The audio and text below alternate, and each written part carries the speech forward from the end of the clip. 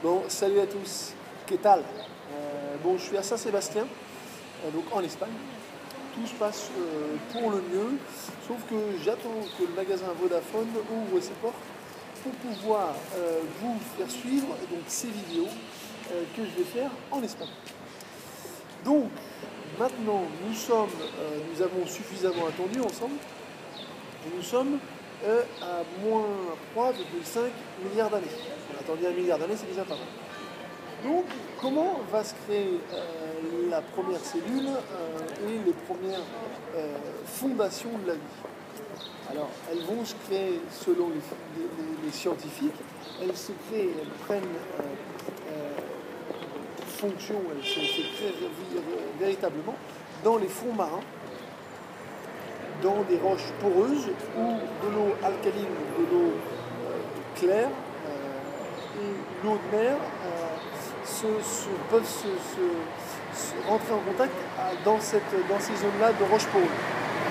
Et donc, comme on est dans les fonds marins qui sont des fontaines chaudes, la température de l'eau est entre 50 et 70 degrés.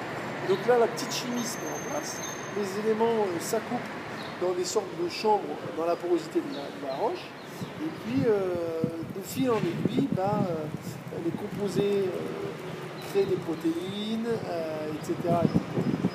Et puis au final, on arrive avec un certain nombre d'éléments, l'ARN est créé. Alors qu'est-ce que l'ARN? L'ARN, c'est la base de l'ADN, c'est donner l'instruction à une cellule de pouvoir se dédoubler. Donc ça, voilà, c'est la base de la vie, parce que la cellule qui peut se dédoubler peut engendrer encore de la vie et toujours de la vie. Donc, de fil en aiguille, cet ARN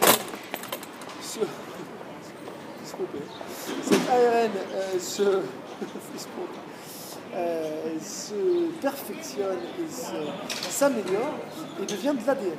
Donc, en plus de se dédoubler, l'ADN peut transmettre l'hérédité. C'est-à-dire que s'il est soumis à certaines difficultés au niveau de la vie, eh ben, il va transmettre la capacité à lutter contre cette difficulté aux cellules suivantes.